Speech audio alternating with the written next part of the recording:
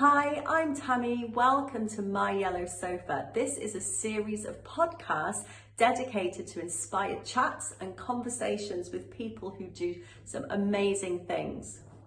Today's session is going to be with the lovely Iona. Iona is a confidence coach and counsellor, and she's soon to be launching a really unique and powerful course I really want everybody to know about.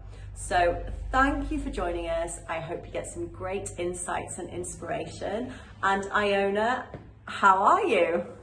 Hi, Tammy. I'm doing really well, thanks. How are you getting on? Excellent. So I am excited to hear about this new course of yours first and foremost. What's it called? What's it about? The course is called Feeling Safe to be Seen, and it's all about feeling your most authentically confident self, putting yourself out there. Feeling safe to be seen in the world in terms of like relationships, career, money, going to the gym, whatever it is, whatever you want to experience more freedom with. Love it, love it, love it. How long is it and what do we need to do? And we'll go back over this later. So we'll start with it and we'll finish it to make sure that everybody's crystal clear. Yeah, absolutely. So it starts on the 3rd of May, which is in a few weeks' time. It's my first course that I've delivered in a year. I've really been focusing on confidence, teaching people the difference between self-confidence, self-esteem, and self-concept, which I can go into a little bit in more detail. Yeah, absolutely. This is like one of my favorite subjects.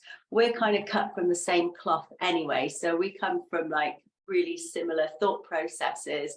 And Iona and I have been friends for a few years now. We kind of met up through this collective of people that were tuned into alignment and finding the best versions of themselves and expansion and just living a really nice, gorgeous existence. And we all kind of move through this different healing kind of program together and doing all sorts of weird and wonderful things.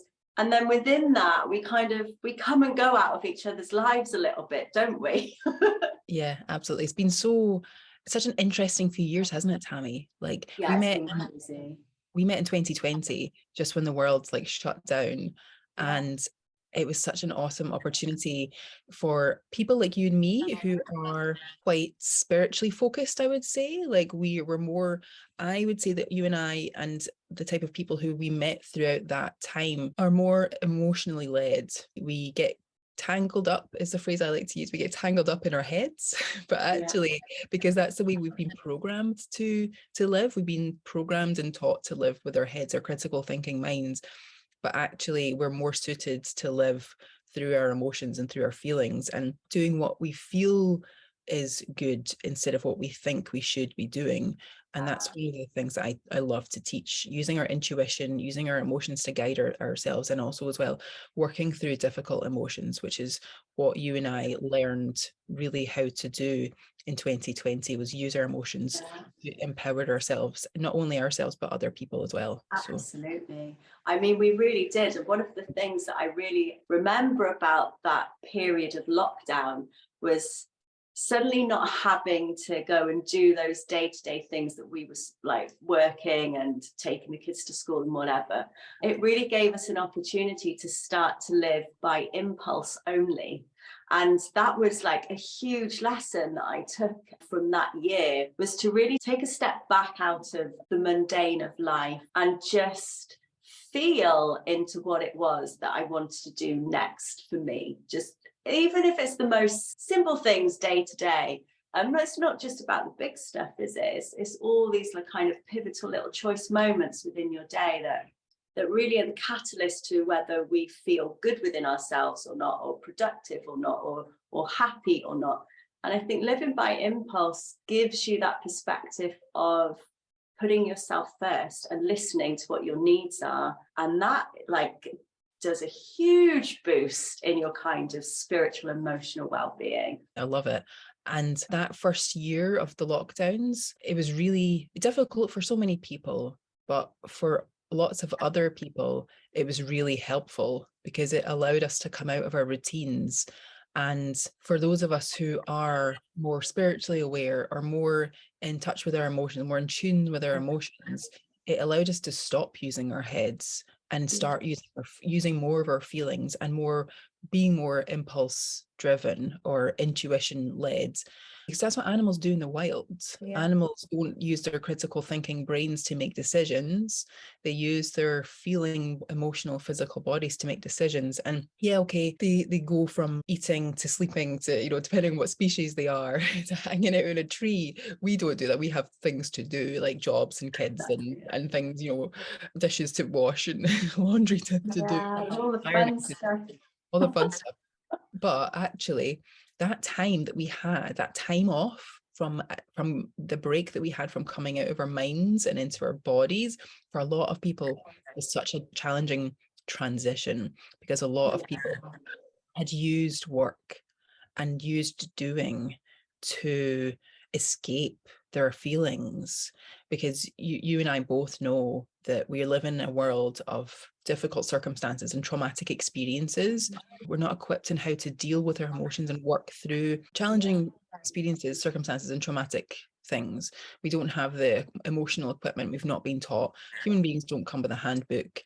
And for hundreds of years, we've been programmed and encouraged to dissociate from our feelings into our heads. It's not safe to be in our physical bodies. It's not safe to be in our feelings.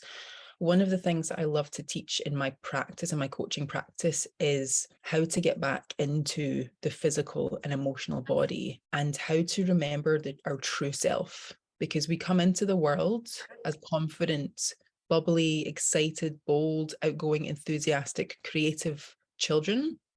And things happen to us, traumatic things happen. We get criticized and judged and rejected and abandoned.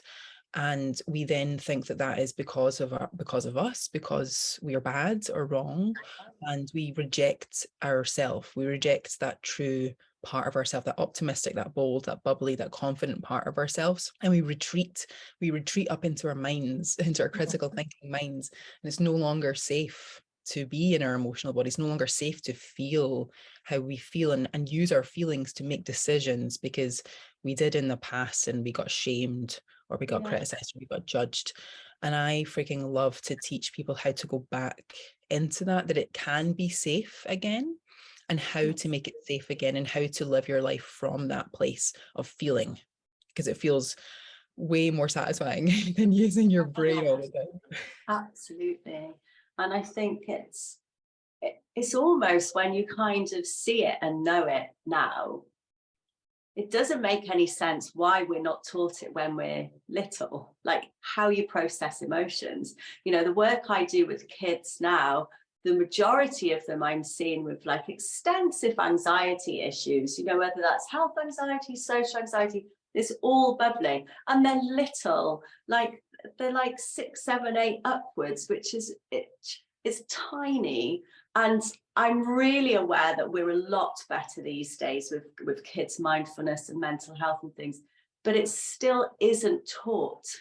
Like, it's the parents need to be taught how to teach their children how to manage and process their emotions. This is the issue, isn't it? It's everybody's responsibility to help another human being to tap into how they look after their mental health and why they need to look after their mental health. I mean, the clients that we're seeing now all the time, really, they're going through these processes of undoing and losing emotions and things. And I wonder how many of them are actively teaching their children to do the same thing, you know, good ways to manage emotions, and that it's actually really okay to feel all of these things, but it's not so okay to hold on to them. And it's just this, I love this topic, and I think your course is going to be exceptionally good. In fact, I'm very confident it's going to be like super, super good, and it's really needed.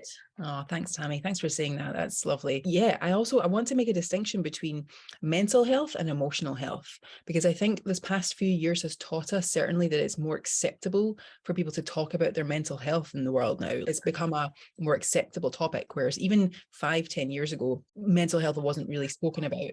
But one of the positive things that came out of the lockdowns was mental health. People actually being, do you know what? Like I don't feel good today, but actually that is emotional health. Right? We have physical health, mental health, and emotional health. And people get confused, they get stuck because we've spent so long in our critical thinking minds. We've spent so long overthinking that we forget that we have an emotional body. Emotions literally mean energy in motion. When we have feelings, that is emotion, that is energy moving around our bodies. And when we stop feeling, or we suppress our feelings, or we dissociate, and dissociate means disassociate, we lock ourselves out of our feeling body, we jump up into our heads and we start overthinking. And I feel and I know from a professional perspective that is because we are overthinking. We get stuck in our heads and we get stuck in anxiety. That then has a ripple out effect, a knock-on effect to our physical bodies, and starts creating symptoms of anxiety in our physical and emotional bodies. So all of our bodies we have a spiritual body as well, but I like to just stick to the three because it's, they're getting too out there for people, we'll right? be here forever. We're talking about spiritual body. Totally. So we've got the physical, mental, and emotional body, and they all work in tandem together. They're all in sync. They're all like very harmonious, and they work independently but also cooperatively. They all work together like as one unit.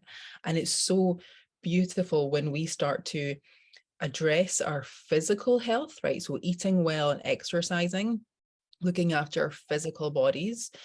When we start to address our mental health, right? So choosing and observing our thoughts. So observing what our thoughts are. And just when you were talking about parents and children there, if you can think about, and this is another topic that I teach a lot, is our thoughts and our feelings have generally been passed on to us by our parents and our family members and our culture and our community.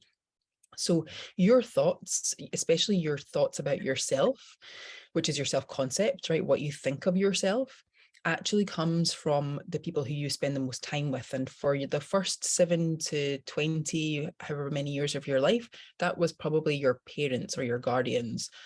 So whatever they thought of themselves has been projected onto you, and that's how you now think of yourself. Becoming aware of what we think of ourselves is really, really important especially when it comes to self-confidence and working on the mental, emotional, physical body. I believe that awareness is the first step on the path of empowerment. Once we become aware of what we've got going on inside our heads, how we think about things, how we think about ourselves, how we think about other people, how we think about our circumstances, that's really powerful. And we can start to observe and become aware of patterns. Like if I think that I am a piece of crap and I tell myself that every day, and I look in the mirror and I say, Iona, you look like a piece of crap today, or oh, nothing works out for me and this is just rubbish, and it's not, everything's going to go badly, the banks are going to fail, I'm going to lose my job, then that has a knock-on effect with the emotional body, because we start to feel anxious, we start to feel depressed, we start to feel hopeless and powerless. Like, I have no power here. There's nothing I can do to make this better. There's no hope. I don't know. There's no hope for me and my family. And then the physical body gets affected. So we start to have the anxiety symptoms like panicking, tight breath, tight physical muscles, aches and pains because we're walking around our day so tight and wrapped up. Becoming aware of what we've got going on at a mental level by looking at the self-concept is super powerful. And then we've got the self-esteem, which is how we feel about ourselves. So how I feel about myself, if I feel like I'm a piece of crap and I feel powerless and I feel hopeless and helpless and like nothing's working out, then that again has a knock-on effect with my mental health and my physical health. And the self-confidence is how we show up in the world with our physical body. It's the energy that we do the things that we want to do. So if I'm feeling like crap, if I'm feeling like a piece of crap, and if I'm feeling powerless and helpless and hopeless, and I go and do the thing, like I go to my job, then I'm going to struggle. I'm going to have anxiety. I'm going to feel like it's not safe for me to put myself out there. Because why would I bother? Our mental, emotional, and physical health is so important. And a lot of my clients, I see them about their physical health. Like a lot of them want to transform their physical body. I love this topic of body consciousness, of body image, because you can be whatever size you are and still be unbelievably beautiful, because it's all about the energy that you're showing up with. It's all about the energy that you bring to the world. But if we want to transform ourselves, if we want to feel better in our physical body because it's exciting for us to do so, then we can.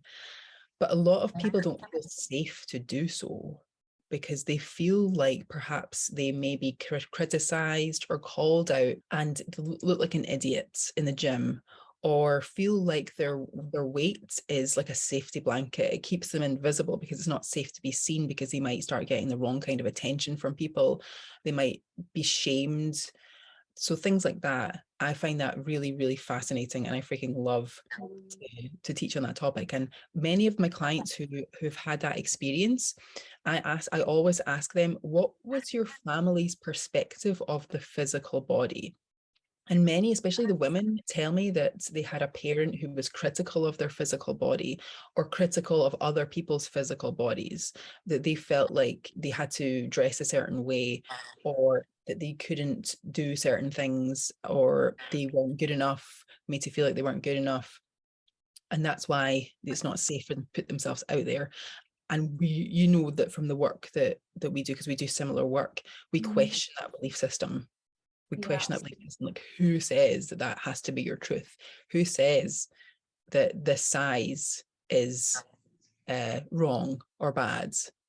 And so many of us, since we were little, like the brain is its most plastic between the ages of 0, pre-birth, I would say, to like even in our 20s, our brain's still growing, right? So when we're little, our parents or our guardians, whomever's raising us, their word is gospel. Their word is the Lord. The Lord is like the truth.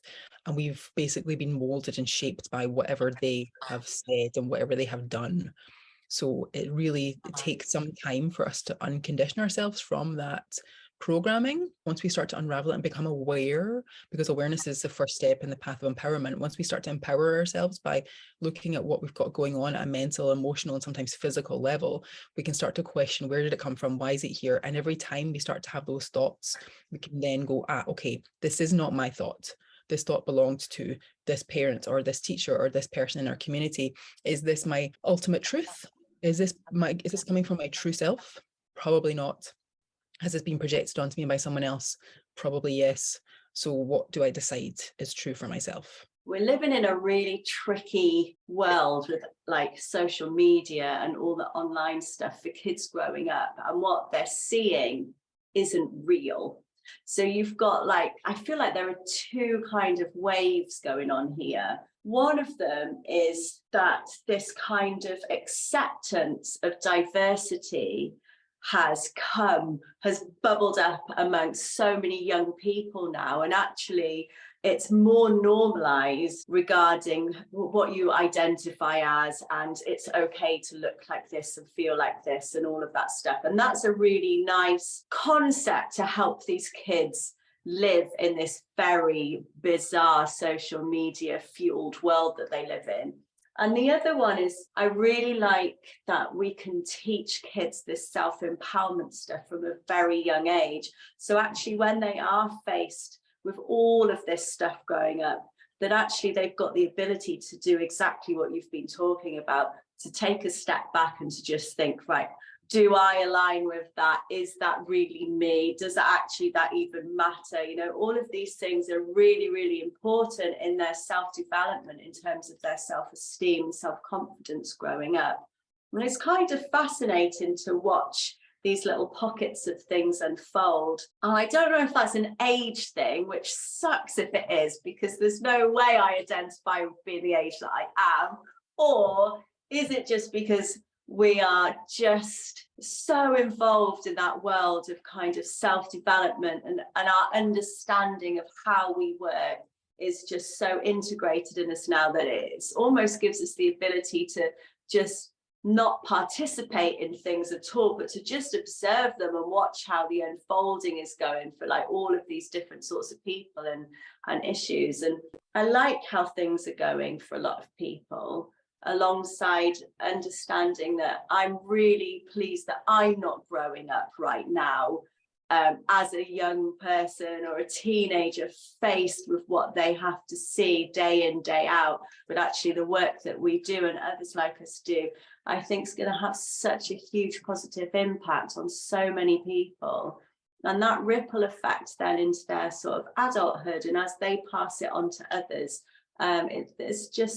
it's quite heartwarming. I like that we're all in this and we've all got slightly different methods and different ways of working with people, but actually the root of it is always really the same, isn't it? It's self-empowerment. It's just enabling somebody to really kind of listen to themselves and to understand what it is that they need. 100%, Tammy. The time for us to rely on others to show us the way is over. It's complete. If you from the spiritual perspective, we chose to come into the world at this time. You're a freaking midwife. I think that's brilliant, right? That you're a midwife that's come in to this time, birth a new world, to be here for the birth of a new world and birth of new beings, of new souls coming in, who've also chosen to come in at this time to experience this transformation in the world. From an astrological perspective, like we're transitioning age, we're transitioning from the Piscean age to the Aquarian age, and okay, that transition birthing process takes 100 years or so. Really, it kind of started speeding up around the millennium, and we as millennials, we have experienced that the huge shift from no internet to internet, right? I remember having a house phone. That was it, right? So we're now on dial-up, right? But now we have like a teletext. I used to love watching the teletext. Remember that game that you could play on CFAX? It was brilliant. Yeah. We have literally, we've observed, we have been here to observe the change and the transformation into this information age and into this age of empowerment and age of enlightenment. So things are speeding up for us. Like still, birth, not easy. It's not an easy experience for any human being to go through. So it comes with its changes and its transitions, which is what we're experiencing. If you look at it from a scientific perspective, we have been taught a very materialistic, evolutionistic kind of perspective where things are done a certain way, thoughts are thought a certain way, science has to be a certain way. For us to believe that we know all there is to know is extremely small-minded and kind of narcissistic as well. Like science believes it knows the most. We're also making a transition from the Newtonian perspective to more of a quantum perspective, which again is super exciting. Yeah. And that is the Piscean age, right? Going back to the astrological perspective from the scientific perspective, like people poo-poo astrology and stuff all the time, right? But there's a reason why every government on the planet hires astrologers. They do. That you look it up, it's proof that important people who make the decisions want to know what's going on out there because it affects our consciousness on such a huge scale. And people don't want to believe, people want to think it's just like nonsense. But that big an energy body, like a planet or a moon, it can't move and do things without affecting us. The Piscean age, the last couple of how many thousand years it's been, has been very much all about control, rigid, right? It's been about like, this is what you do and this is how it's done.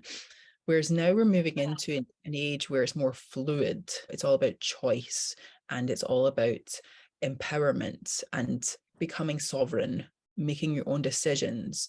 I call it panning for gold effect. When you're panning for gold, you have to sift up all the mud and the sludge in order to see the gold, in order to rinse the gold, because the gold is there and amongst the sludge and amongst the mud. And as we're panning for the gold, and I've been panning for gold, I freaking love it. It's so fun. We have to look at the crap, right? You have to go through the crap. There's no going around the crap. There's no going under the crap. There's no going around it. You have to go through the crap to find the gold. And that's what we're doing right now. Like, I feel like everything is getting brought up to the surface. We're talking about a lot of subjects that were previously thought of as taboo, right? Like trans, like drag, like age of consent, abortions, things like that. These are all things that are just not spoken about. And a lot of them are feminine based, feminine energy, which of course has been suppressed for the past, I don't know, couple thousand years. So in order for us to become sovereign beings, in order for us to become like empowered beings, we have to go through the sludge. We have to look at the mud and the murk. And this is what we do when you and I are doing our coaching work with people. We have to become aware of what's not working in order for us to decide that that's not what we want to do anymore, right? Like that Abraham Hicks saying, sometimes in order for you to know what you do want, you have to know what you don't want. And now we know what we don't want. Now we know what we do want. So it's easier for us to stand up and say, I don't want this anymore.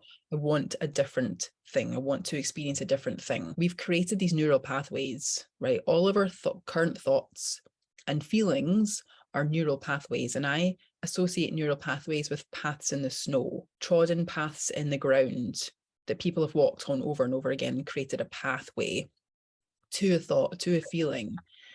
And we have to decide that we don't want to go that way anymore and create a new pathway. We're creating a new path in the snow, we're creating a new path in the dirt, but we're going to want to go that way because that way looks easier. We can see where we're going. That old way, like that old pathway. But actually, this new way, it might be a quicker way. It might be a way that takes us via, like, I don't know, like a rainbow bridge with like some sweets and candy and, yeah, it's going to take time. It's going to take time. It's going to take a lot. It's going to take as long as it takes, just like when you're birthing a child. It takes as long as it takes. Yeah, absolutely. And I think, it's interesting because even as a coach, and we teach this and we live it and breathe it, and we really do live it. And I think some people have got this kind of misconception that actually once you do an element of healing, well, that's it, you're healed. But actually we know it really doesn't go like that. And our journey is always an evolution, and we might heal, I'd use the word lightly, we might heal an element of ourselves, but actually sometimes that just makes space for the next thing to come up to the surface, and then the next thing to come up to the surface. And I think when people start getting into this journey initially, and I definitely did when I first joined the collective and had my first big shift and big, like, huge emotional healing happen, I was like, oh, that's it, I'm healed, great, I can manifest everything now, my life's going to be like this and this. And actually the fall down the other side of that was significant, because I hadn't actually ever stopped to think about, this is just the beginning.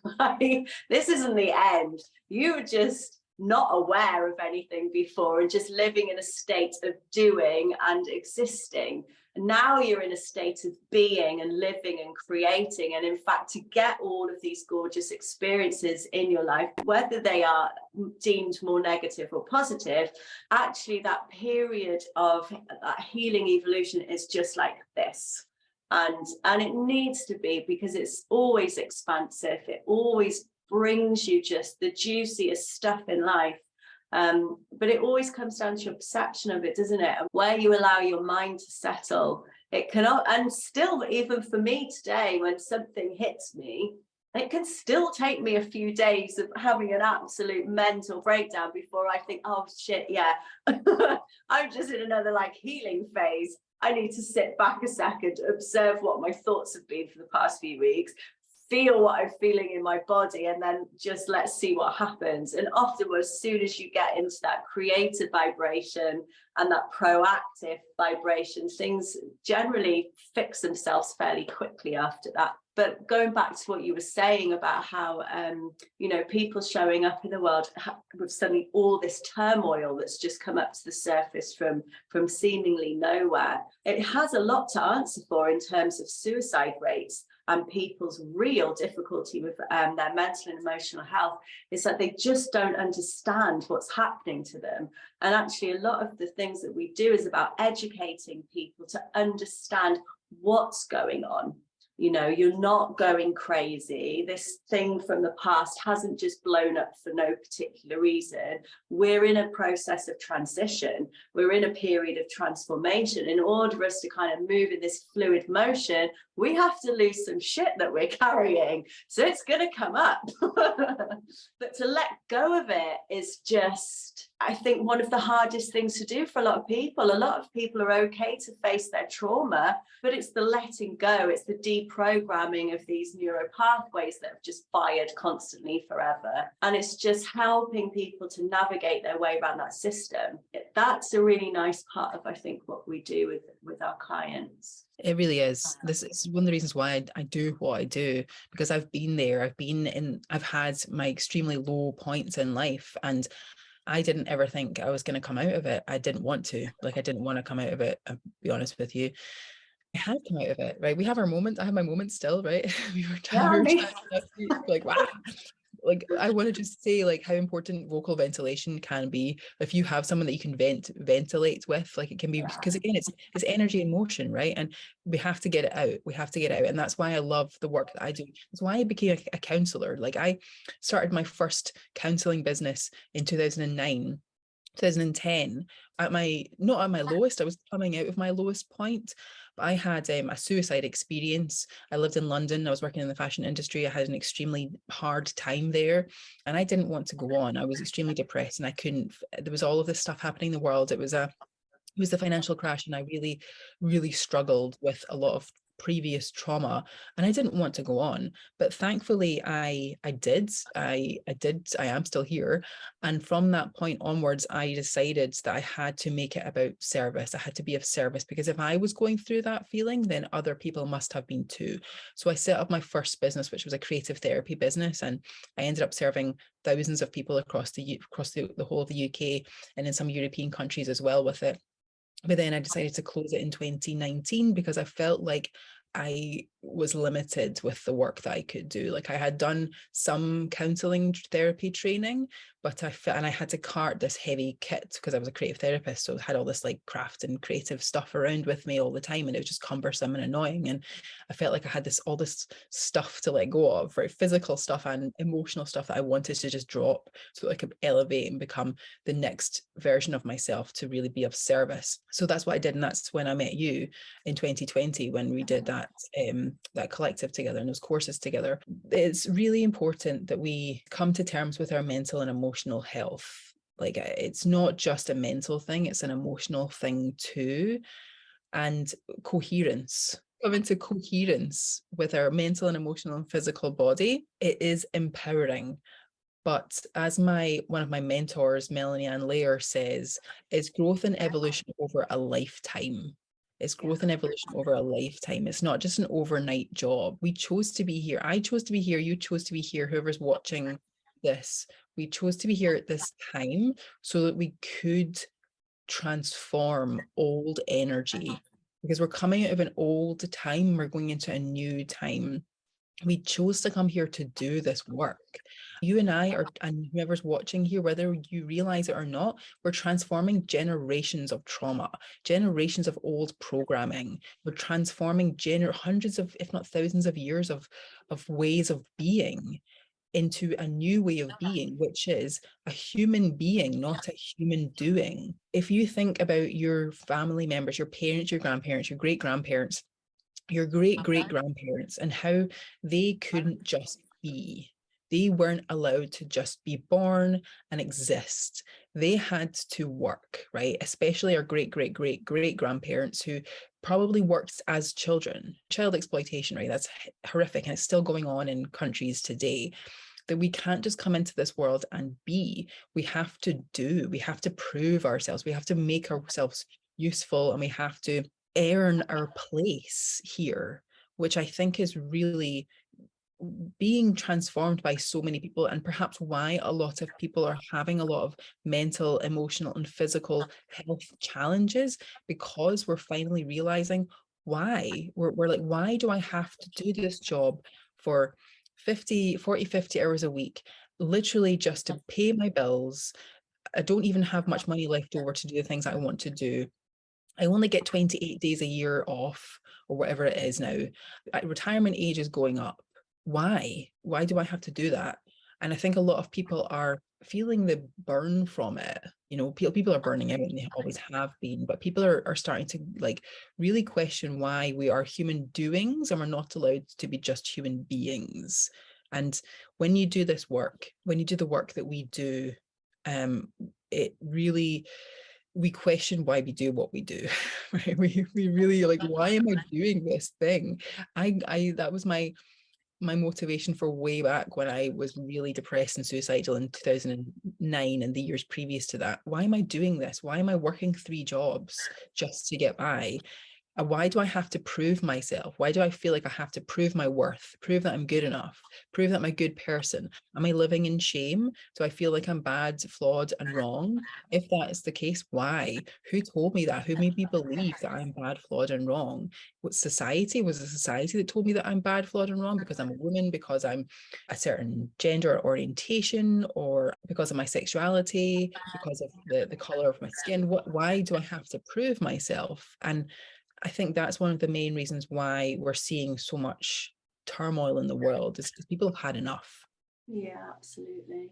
Another aspect of that as well, which I came across a lot, is it's really interesting to see people who are more spiritually aware and spiritually tuned and open to those that really aren't, and have no concept of having a spiritual self, and don't even tolerate the idea that there's a spiritual self.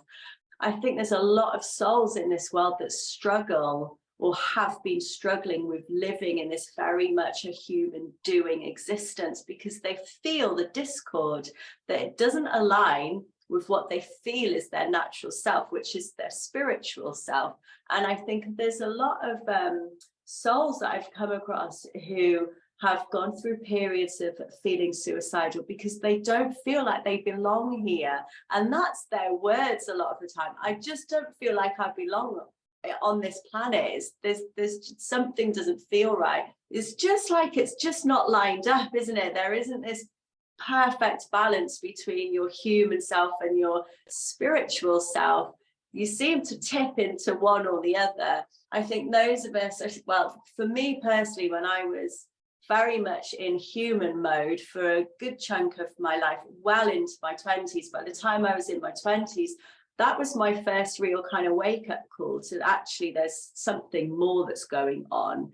And then I got heavily into the spiritual side.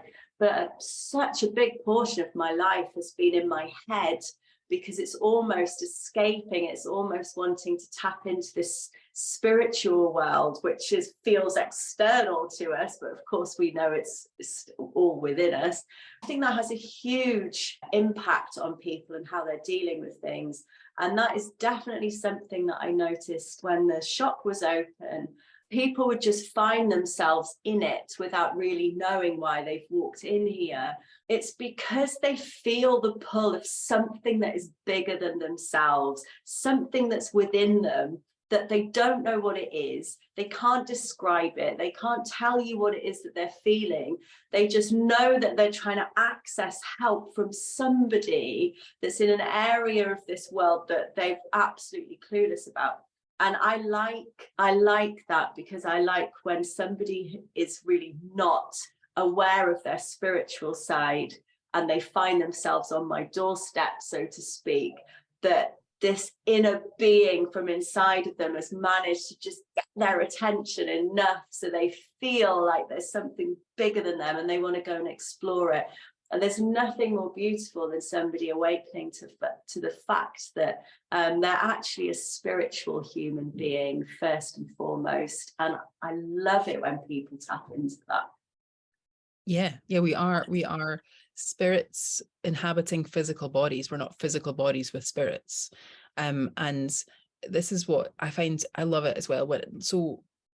When I started getting into especially the counseling side of things, I did a lot of psychoeducation, did a lot of studying and learning about the human brain and why it is the way that it is, and the emotions. And there is evidence that people who are from a young age, who are more into spiritual things, were brought up in environments where they weren't supported as much, or they were rejected and denied and dismissed and abandoned, and they needed answers, that there must be more. Many people who are more spiritual have experienced traumatic circumstances in their early lives, whether that is emotionally traumatic or physically traumatic, right? I work with a lot of people who have experienced emotional neglect growing up, and They had a roof over their head, they had meals on the table, but they didn't necessarily have the emotional support that they required. They weren't listened to as much, rejected and abandoned emotionally.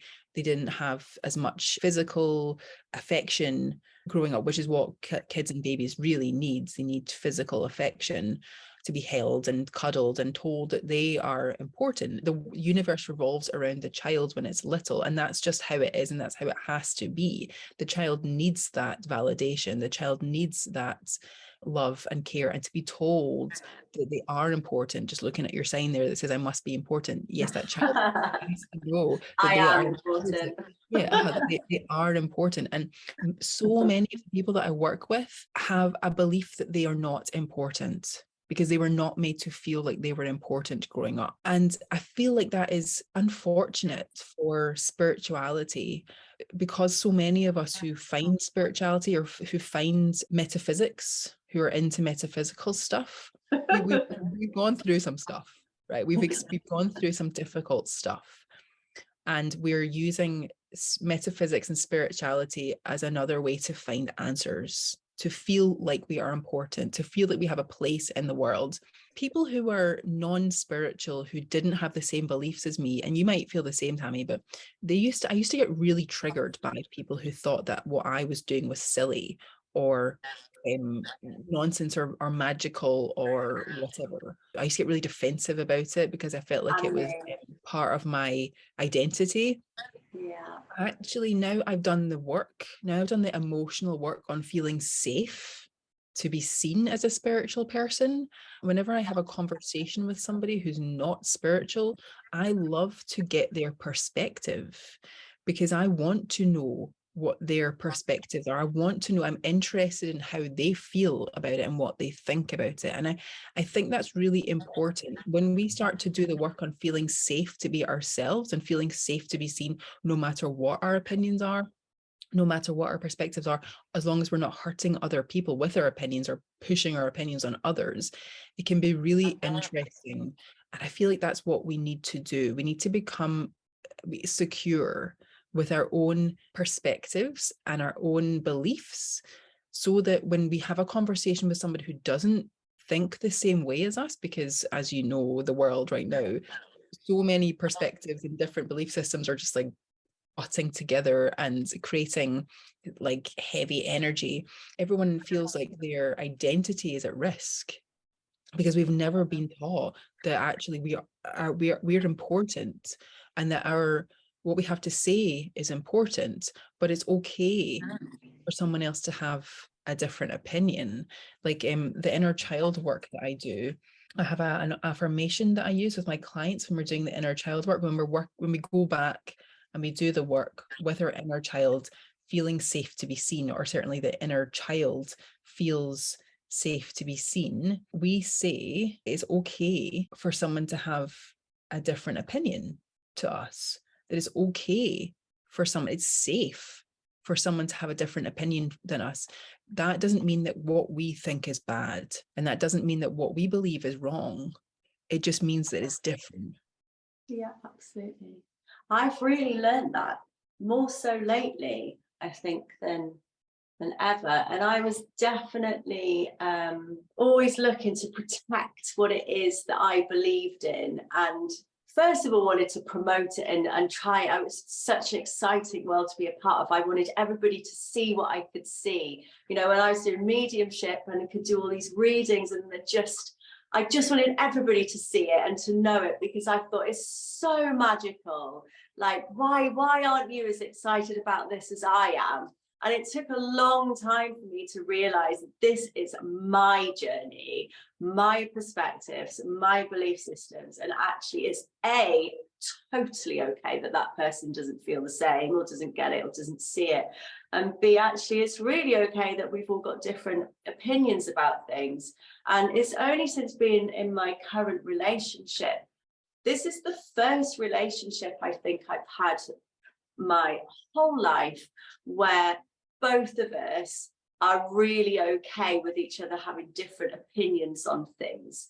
And actually, when we come together with ideas, although granted a lot of the time we're pretty matched on things, but when we come together with different ideas, we're just so respectful of each other with them. There isn't this battle and this need to kind of outdo each other with like, I'm right, no, I'm right, you know, my opinion is more important than you.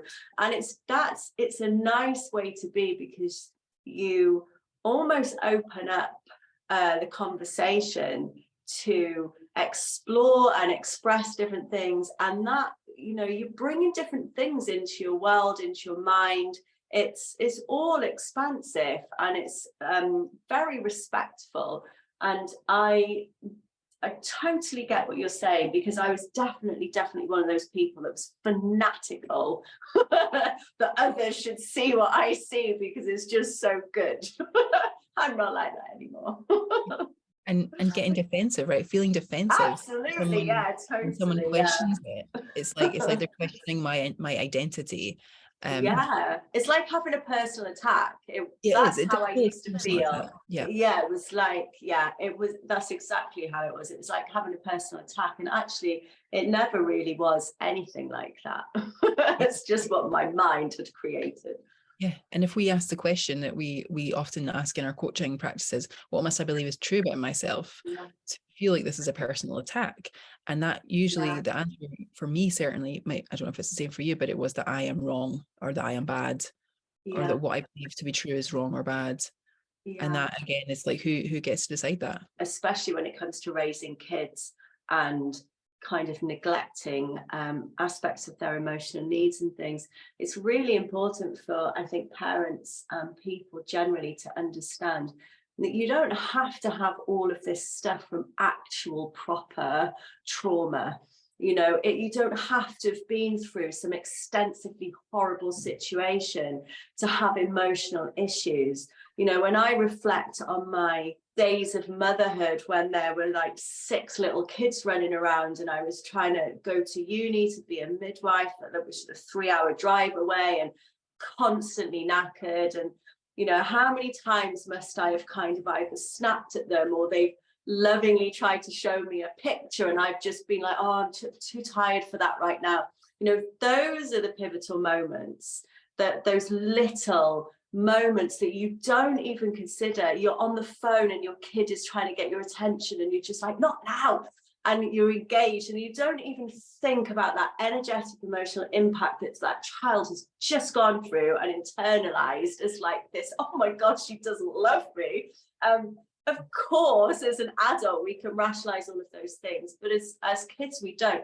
And it's kind of getting people to understand, think outside of the bigness of emotional trauma, because actually a lot of it comes from really insignificant little comments that as a parent you probably would never even remember you said or did to your child. And it's about just mindful parenting, and that's kind of what I practice now, is to just try and be calmer, be a little bit more in the moment, and just, if you fuck up, which you probably will because we are human, it's really okay to go back and apologize and say, I'm really sorry, I was so busy, show me now. It's really important that you show me what you want to.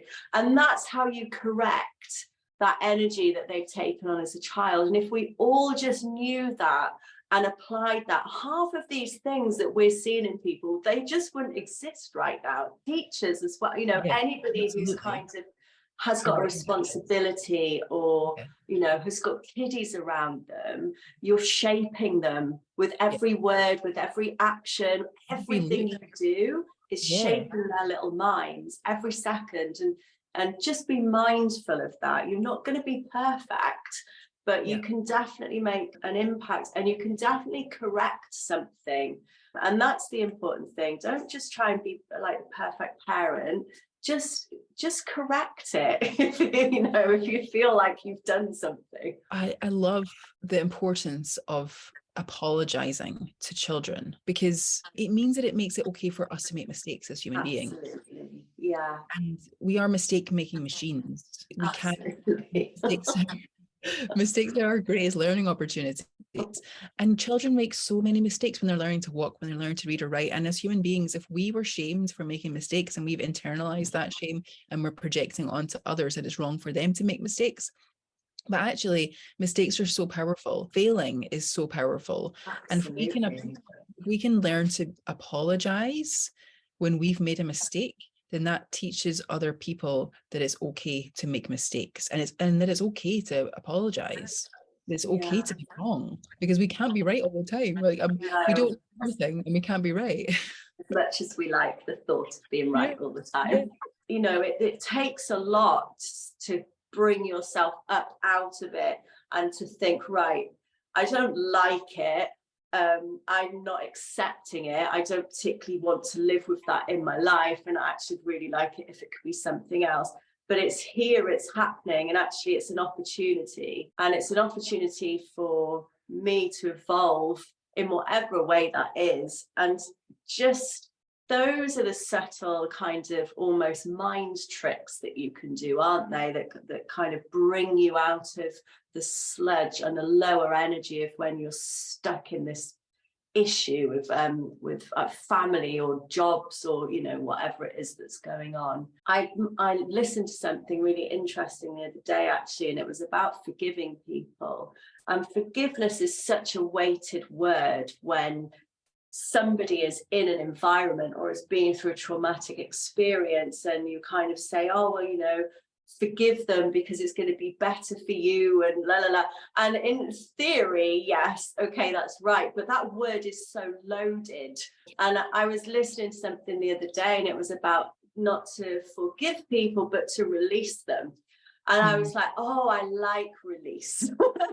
Release feels much lighter and better, and just like, I am releasing you from my life, and it just like entangling all the crap with it. And I think that's a nicer way for people to get to a space of being okay with where they're at, essentially. And actually, that doesn't mean that you have to be okay with those around you that have caused you harm, but you have to feel that peace within yourself. And it's important that you find that place, because these things will eat you alive and literally will cause huge physical damage if you're kind of left in that state of bitterness. I've seen a few people recently who are struggling with the physical effects of having such a wealth of anger contained in their body that they've kind of had towards somebody. It's just really not worth it. 100%. I really agree with you, Tammy, about the forgiving thing. So many times I've experienced my clients coming to me, they've had a negative traumatic experience, and they've been told by someone, like whether that's a family member or a therapist or a counselor, coach, or someone, is just to forgive and forget, or just to forgive that person because it's better for them to forgive, better for them. And I say, F no.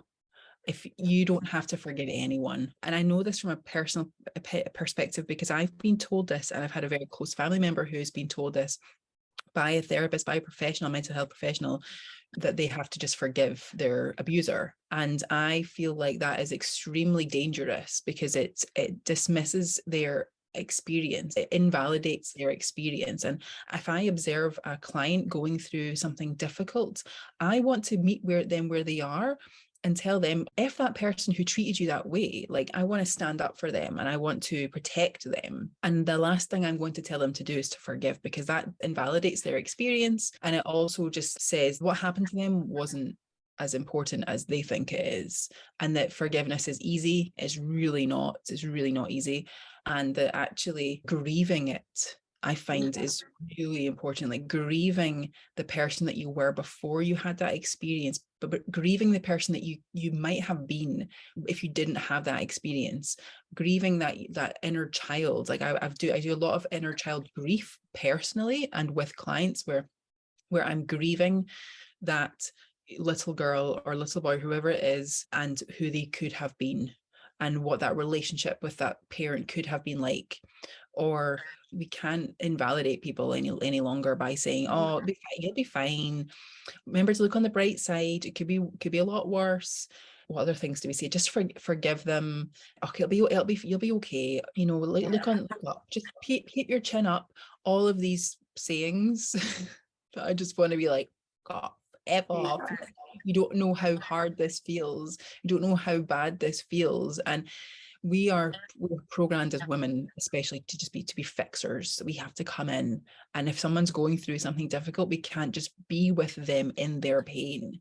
Sometimes that is the most beneficial thing we can do. And you talking about your relationship, in my relationship, whenever we see each other in emotional pain, we ask the question, do you want me to help you fix it, or do you want I love this. yeah. Do you want me to give you a solution? Shall we find a Yeah. solution for this, or do you want a cuddle? Yeah, You want me I to just love this. I found on social media a little while ago, and it was just really hit home, because I don't know about you, but I'm naturally a fixer. I want to help. I like to find solutions. And actually, it hadn't really occurred to me that sometimes people don't want a fucking solution. They want a hug. So when I yeah, stumbled across this, and I was just like, oh my God, this makes so much sense. And I kind of said to my other half, let's do this, because I naturally need to fix. And sometimes when you've got stuff going on, actually what you really need is a hug, but I'm in fix mode. So you just need to remind me, like, I don't want you to fix it. I just want you to hug me. And then, you know, how many marriages suffer, yeah, become relationships suffer because of that one kind of thing. It's just gonna make such a huge difference to a relationship, isn't it, to be, you know, to just that simple hug or fix. it's validation. It's what it is. It's validation. It's seeing the person where they are without thinking that they could be better. You know, whenever I see my partner going through something difficult and I ask him, do we go into solution mode, or should we go into just being mode? And if we're just in being mode, I still see my loved one as the bright light that he is, but at the same time, there's no pressure for him to be anything that he's not in that moment right there. He's allowed to feel what he needs to feel. That has come from my own realization that when I go into fix mode, I'm taking that other person's power away, because it's not up to me to fix how they are emotionally, right? It's up to them to do the work.